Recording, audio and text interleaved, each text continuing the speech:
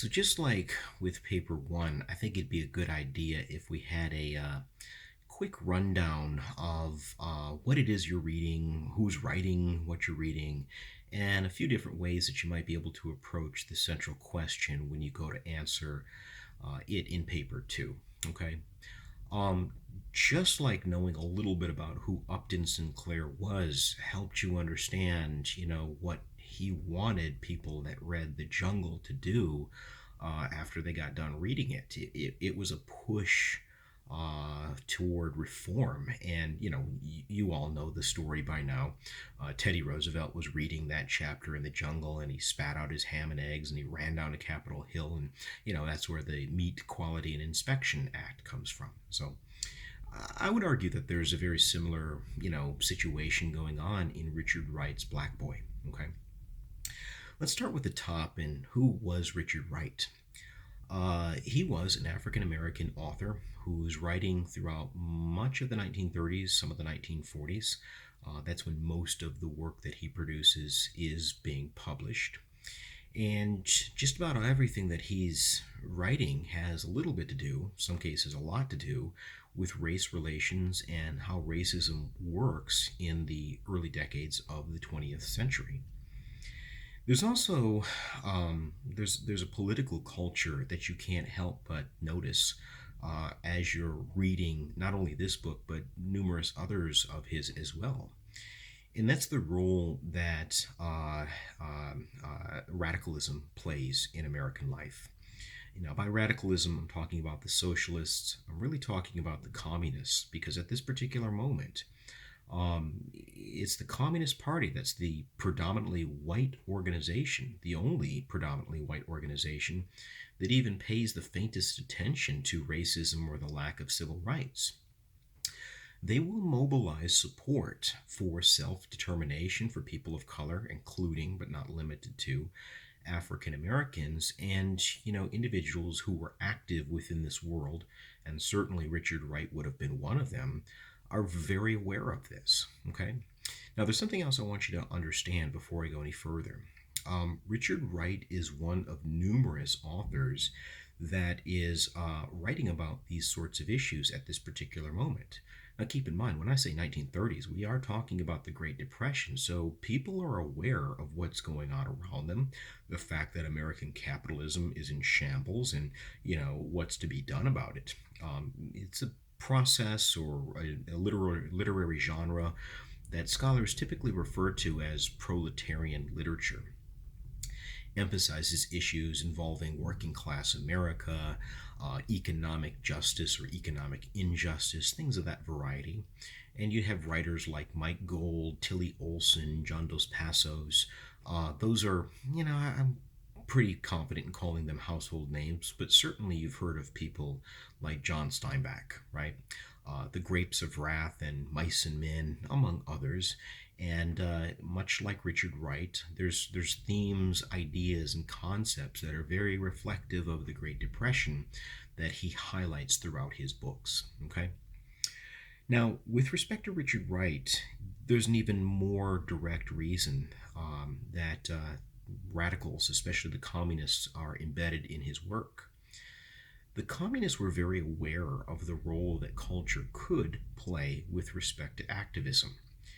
And when he talks about organizations like the John Reed Club, okay, toward the end of the book, he talks about it very, very directly. The John Reed Clubs were organized by the Communist Party, and it was sort of the cultural wing of the party. And what it was designed to do was to use culture, to actually cultivate culture, whether that was poetry or folk songs or, in this case, literature, to kind of send a message to workers, to the masses, to the unemployed, to the people that were struggling throughout the Great Depression, that there was something better possible. Who the good guys are, who the bad guys are, what we're fighting for. I mean, think about something for a second. You could go hear a political scientist or a lawyer give a 2.5 hour talk on the role of regulation within banking, or you could listen to Woody Guthrie's songs, and in about 2.5 minutes, you would have an idea as to who the good guys are, who the bad guys are, what needs to change, and why change is so necessary. It's not only shorter, it's much easier to understand. and it's much more fun to kind of participate in. The communists were not unaware of that, and so there's a reason why they're reaching out to people like Richard Wright to try to draw them into this social network and use them to kind of, in their own minds, educate the masses. Okay? Gotta understand that it's the Great Depression, the New Deal era. That's the world that Richard Wright came of age in. And that's why there's so many of these issues that are related and interrelated that he writes about. Okay. Hope that helps shed a little bit of perspective on it, because if it does, I think it's going to make writing the paper a little easier. Let's talk about why I assigned this book, because there's numerous books that would have lent themselves very well to some of the things that we've studied this semester. But much like The Jungle, it is a primary source. It is something that was written by an eyewitness at the time.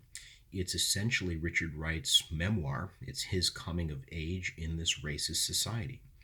It is an incredibly realistic depiction of American racism in what is arguably the darkest time period with respect to race relations in American history. From the end of Reconstruction well into the post World War II era, I don't know that there would be a darker time period, save that of slavery, with respect to race relations in the United States. His earliest experiences are absolutely drenched in racial violence. This is the world that he came up in. And at every turn of events, his experiences underscore the way in which white supremacy works. Both the casual ways that it works, some of the assumptions and, very, casual expectations as in terms of the role that race would play, and what happens to people that break those racial rules, whether they mean to break those rules or they were doing something that they didn't know they shouldn't be doing, and many times the outcome was the same. So it's a very powerful resource. Much like The Jungle, it is not much of a chore to read. There's an awful lot of dialogue in there, so it moves relatively fast. It's a story, so it's entertaining. It's always more fun to read something like that as opposed to a boring history book, so it's got that going for it as well. Okay? Let's talk a little bit about ways that you might be able to approach answering the paper, especially in the introductory paragraph. You have to ask yourself, what is white supremacy? What is it? Because when most of us think about white supremacy, we think of white hoods, or we think of swastikas with the Nazis. Although you're not wrong, that's certainly white supremacy. I would argue that what those symbols and those people are white supremacists. Okay. When I say white supremacy, generally speaking, what I mean is a system in which white people are at the pinnacle of the society, have all the advantages, have all the first class citizenship rights, and it kind of goes down from people of color from there. Okay? Whites are expected, or whites expect people of color to give them deferential treatment. This goes right down to the granular level of referring to a white man as Mr. or Sir, whereas a black man my age or even older would be referred to as boy. Okay, subtle and not so subtle reminders as to where your rank was within this white supremacist world. It's a system in which there are boundaries. In some cases, those boundaries are very, very vivid, they're very clear. In other cases, they're blurred. It's a system in which not only are whites expected to be on top, hence the term white supremacy, people of color are expected to kind of know their role and accept their second or even third class citizenship without much questioning, without even giving it a second thought. Okay? And so you have to understand that what white supremacy really is a system. And the way that it works is it really keeps people in their place. Okay?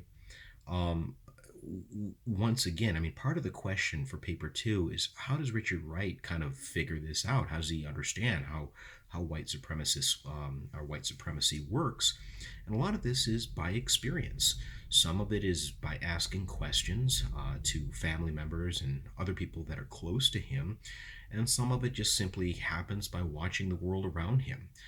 Watching the guy that operates the elevator, for example, in the hotel that he works, take kicks for quarters, literally allows white men to kick him for quarters. Others, are observations that there are two lines at the train station, one for black, one for white. Why is that? And over the course of his life, he begins to, figure out how this is working. So if this is me, and I'm trying to directly engage the central question in paper one, um, I think that what you might say is that white supremacy is the bedrock of American racism, which some of you may say, well, that's the same thing. It's not. They got racism everywhere. They got racism in Japan. There's racism in Europe, Central Europe, Western Europe, Eastern Europe, Southern Europe. There's racism in all parts of the world, but it works very differently, or sometimes just a little bit differently, depending on exactly where you're talking about. With respect to American racism, it's structured with a white supremacist sort of bedrock in that people are more or less grouped according to, how white they essentially are. Not really, you don't need to dig into this. As a matter of fact, I would not recommend that you do so. But at various moments in American history, there were people that, we would consider to be, white people today that were certainly not considered white at the time. Okay. The Irish were segregated, in certain instances, discriminated against. And over the course of time, they were sort of absorbed into the bigger, broader, white community. Same thing happens with the Italians and the Poles over the course of time, especially in the aftermath of World War II. Those groups kind of get absorbed into the bigger, broader white community as well. And this is essentially the way that American racism works. As a matter of fact, there's various parts in Richard Wright's Black Boy where he describes how, first or second generation immigrants living in Chicago basically learned how to become racist. He talks about these instances with Jewish doctors basically treating him as a second-class citizen, and that begins to shed some light in terms of the world of white supremacy in which Richard Wright grew up. Okay? I'd also argue that it is an effective means of keeping people, very broadly defined, keeping people in their role. I think that this goes so oftentimes unnoticed that, racism is essentially a political tool. It can be used as a political economic tool as well. It keeps, people of color down here in second or third class citizenship roles. And so they're not even literally able to ask questions as to why the system works in the way it does for fear of being killed or horribly injured. And it keeps what you might think of as the lower rungs, the poor working class whites, as the guardians, the enforcers of this white supremacist social structure. I mean, the white people that he interacts with in this book, those are what we would probably characterize as workers, right? They're not people with an awful lot of means. They're people that are just a shade or two above poverty, but they're some of the most ardent supporters of white supremacy, of keeping people of color in their place. You have to ask yourself, who does this benefit at the end of the day? And what me personally, how I would argue that is the people that control, the society, whether that's control of the factories or control of the politics or control of whatever it is that you want to say that they're in control of. It keeps them in control because the people down here are basically fighting amongst themselves. And that's the role that racism really plays with respect to the social control component of it. So I hope that helps. A couple closing thoughts here, nothing really out of the ordinary because you've done this before. This paper needs to be at least 2 pages long. You're going to double space everything. You're going to use normal 1-inch margins on everything. The font is up to you as long as it's 12 point. I don't care if it's Times New Roman, Calibri, Arial, doesn't matter to me, but no bigger, no smaller than 12. Try not to go over that 3-page maximum. 3 pages plus 2 lines is forgivable. 3 pages plus 5 more pages, that's not forgivable. That's the whole point of the paper, is to write something in a very concise, compact manner. Okay. Aside from that, all I want you to make sure that you do is refer to Richard Wright frequently throughout this paper. I mean, that's the central part of the paper. I have to have it made clear to me that you have a good understanding of what's going on in that book. I also want you to bring in information both from our lectures as well as the readings that I've assigned in the class. If you look at the guidelines, and you scroll down to the second or even third pages, you'll find various lectures that are very important with respect to breaking down this topic and bringing information in. You'll find issues, events, and people that are also central to this. And you'll also find readings that we have had at some point in the semester. Plessy versus Ferguson, for example, Brown v. Board of Education, some documents from Martin Luther King. All of those will go a long, long way, and you'll get a lot of mileage out of them if you employ them in the right manner, okay? There are numerous other video segments that are, a part of this series with Richard Wright. I encourage you to watch them when you have a moment. It'll break down the beginning of the book, the middle of the book, the end of the book. And if you pay close attention, you will see the ways in which what he talks about in his book line up with what we've been studying in this class. So in that capacity, I hope this is helpful. And if you have any questions, you know how to get a hold of me.